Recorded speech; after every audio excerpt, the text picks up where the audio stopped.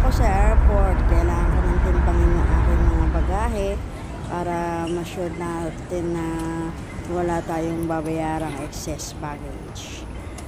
Sa tingin ko okay naman ang mga bagahe ko dahil sinukat ko na yan sa bahay pa lang. Ngayon makikita nyo medyo maraming close pa ang check-in counter dyan, kaya hindi ako masyadong nagmamadali. Yan, marami na, nakaready na ang mga passengers natin kahit close pa ang counter, mahaba na ang pila. Nag-impisa na po, nag-check-in na kami ngayon dyan. Marami tayong mga kababayang gusto magbakasyon din. Mga nakasabay ko yan, mga nakakwentuhan ko habang nakapila kami hanggang sa eroplano. Madali tayo magkaroon ng mga kaibigan, mga kakilala pagka umuwi kasi mga nakasabay natin sa pag-uwi natin. Dito sa airport, sa Sky Garden, na-amaze ako rito. Akala ko ano tong kwarto na to, kaya pinasok ko siya, guys. Akala ko ano meron kasi ang dahil pumapasok na tao. Di ako naman, pumasok din ako. Ayan, pinasok na ako. Tignan ko ano ba meron dito. Mio, Yossi room pala yun. Kaya alis ako agad. Gate number 5. Hinahanap ko na lang yung aking kung saan yung gate ko. Gate number 5 ako. Lapit-lapit lang. Madali lang naman siya hanapin. Malapit lang. Ayan, dyan sa mga upuan na yan, dyan ang gate 5. Dyan ako naghintay. Malapit lang siya. Pagka baba mo lang yung Sky Garden na yon, bumaba lang ako after doon. Tapos nag-turn left lang ako. Eto na yung gate 5. Naghihintay pa. Medyo maaga-aga pa. Pero malapit na yan. Dumating na. Mga 45 minutes na lang yan. Kaya puntahan na kami dyan lahat sa gate. Lilipat na rin ang ating aeroplano. Ayan ang gate 5. Ngayon naka-board na kami lahat. Philippine Airlines nga po pala ito. Yan. Okay siya. Matagal na kasi ko din nakasakay ng Philippine Airlines. Pero so far sa service talagang malayo ang Philippine Airlines sa Cebu pa. Maganda ang Philippine Airlines. Ready to sleep na ako kasi lilipad na ang aeroplano. Ready na ako para mag-rest dahil wala tayong tulog. Lalo ganyan talaga pagka uuwi. Busy yung mga huling araw bago umuwi. Maraming naasikaso sa trabaho, sa mga dadalhin. Kaya medyo haggard ang aking looks. Ayan mga guys, nag-commander ng airplane natin. Gusto ko kuhanan to yung pag nag-take off ang aeroplano. Gusto ko siya na-capture. Gusto ko yung makikita umaangat yung aeroplano sa lupa. Diba ang gandang pagmasdan. Gusto ko siyang tingnan. Kaya kung pwede, pagka nasa malapit ako sa bintana ng upuan ko, yan, layo ko siyang videohan. Medyo ba tagal lang pag-take off dito ng PAL kasi ma-traffic ang taxi sa airport this time. Nabot kami ng 30 minutes ata bago kami nakalinya na kami, pero matagal pa siya bago siya umandar. Ayan na guys, paalis na kami, palipad na airplane. Hindi mo naman siya mararamdaman. Wala namang akala ko nung una nakakatakot, pero hindi mo siya halos mararamdaman pag angat ng aeroplano. Konti lang, bahagya lang, pero nothing to worry about. Hindi siya nakakalula na katulad na ina-expect ko nung una. O tignan nyo guys, ang tagal pa. Ang tagal pa niyan. Okay lang ba lilipad to? Ito na. Maayos na kami rito. Ayan. Yan, nakaayos na kami yan.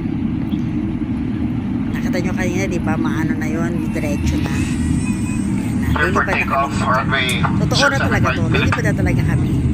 Maya mararamdaman nyo na yung bilis ng takbo ng airplane namin. Ito na, ayan na po! Lumabas na! Di ko pala. Ayan na, mabilis na. Oops! Okay! Take off na kami. Tingnan nyo, di ba? Ang ganda. O, kita-kita mo habang umaangat yung airplane sa lupa. Ngayon, nandito na kami sa ere. Bye-bye Hong Kong for now. Ayun na siya.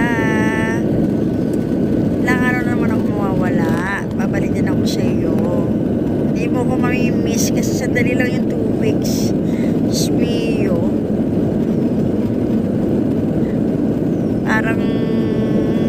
Parang wala lang yung 2 weeks. Hindi mo siya mararamdaman. Parang ang bilis-bilis lang. Ganoon talaga ang buhay ng OFW. Ayan. Ang ganda-ganda ng mga clouds. Para siya mga pulong po ng bulak. Sarap din pagmasdan pagka nagbibiyahe rin ako ganito ganyang umaga, maganda sikat ng araw. Ang ganda pagmasdan ng langit. Parang napaka payapa. Diba? Kung ano yung peace na nararamdaman mo pag nakikita mo siya sa ganitong panahon, nakakatakot naman na mararamdaman mo pagka umabot mo siya. Ayoko siyang tignan pagka umabot mo. Ayan. Dito guys, sa tingin ko, nasa ano na tayo dito. Philippine area na tayo of responsibility. Nasa Pilipinas na to. Nasa ibabaw na tayo ng lupa ng Pilipinas. Ayan, may mga bahay-bahay na. Siguro bandang ano to, Northern Luzon to. Ayan. Sandali lang guys ang biyahe. Almost 2 hours. Oh my gosh, ano nangyayari sa aking camera? Kasi sinusong ko siya. Ayan. Mas maraming kabundukan sa atin dito sa may northern part. Malaki pa ang lote ng Pilipinas eh. Marami pa siyang lote na puro kabundukan. Pero Diyos ko, ang population natin nasa milyon na, no? How much mo kung mapupuno niya lahat ng tao ang buong land ng Philippines. Abot tayo siguro katulad ng China.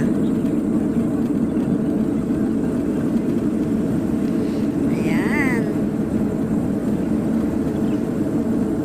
Masarap bumiyahe pag ganito maliwala sa panahon. Around ano na to, lunch time na to. Alas 12 na. Oh, hindi. Mag-alauna na yata ako. Kasi dumating ako sa Pilipinas magtutu. Ayan. Eto, malapit na tayo. Manila Bay na to. Ayan, Manila Bay na siya. Malapit na. Baba ng airplane yan. Parang nakakasabi ko, every time na uuwi ka talaga, iba talaga yung feeling, pagka malapit na. Lalo na pag ganyan yung feeling ko, pagka nakikita ko na yung baba ng aeroplano, iba talaga, masaya ka, yung happiness mo talagang iba. Hindi mo mapaliwanag, basta masaya ka, masaya ka. So happy na makikita mo na yung family mo, makakatakapan ka na naman sa bansa mo, ganon. Diba? Iba yung happiness na nararamdaman ko every time na umuwi ako. Nothing compare. Ayan na, eto na. Malapit na. Ayan na, pababa na. Pababa na aeroplano rito guys.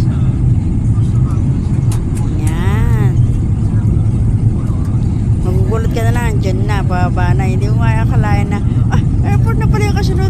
Ayan, makikita. Kasi ano mo na lang yung airplane, bumaba na. Ayan na yung nasa halos pupunan ng mga kabahayan. Na pala yan. Airport na pala yung kasunod niyan. Ayan. Baba na siya. Ayan, mga landing na pala kami dyan. Ayan. Bumaba na siya. O, diba?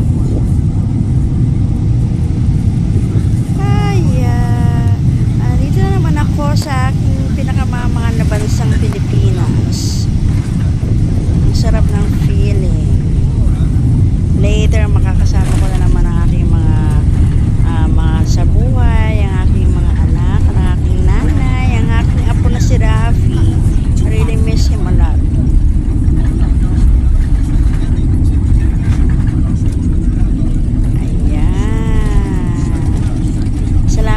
Salamat guys sa pagsama nyo sa akin sa aking biyahe pauwi ng Pilipinas.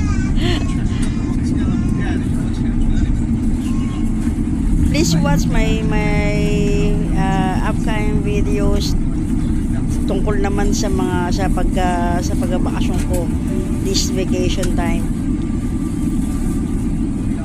Salamat for watching. Thank you guys.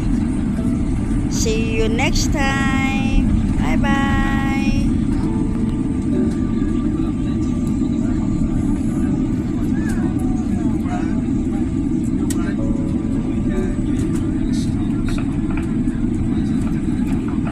Mabuhay. Philippine Airlines welcomes you to Manila. The local time is 2:01 p.m. afternoon, and the date today is November 24, 2023.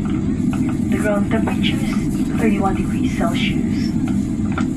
Remain seated with your seatbelt securely fastened until the seatbelt sign is switched off. For an orderly manner of disembarkation, passengers must remain seated and await instructions for deplaning. We shall commence passenger deplaning as soon as we receive clearance to do so.